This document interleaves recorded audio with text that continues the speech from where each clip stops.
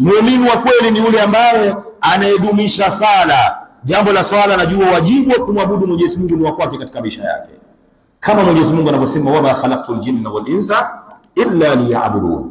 Mwenyezi Mungu hakuumba majini na binadamu, kila kiumbe Mwenyezi Mungu amekiumba kwa falsafa maalum, kwa malengo maalum. Viumbe hao Mwenyezi Mungu amewaumba binadamu na majini, nyinyi ni kuja kumwabudu Mwenyezi Mungu Subhanahu wa Ta'ala. Kwa nini wanyama hawajaambiwa kumwabudu Mwenyezi Mungu? Kwa nini milima haijaambiwa na jua isali sala tano? Kwa nini miti haijaambiwa kwenye sala tano? Kwa nini samaki wasali sala tano?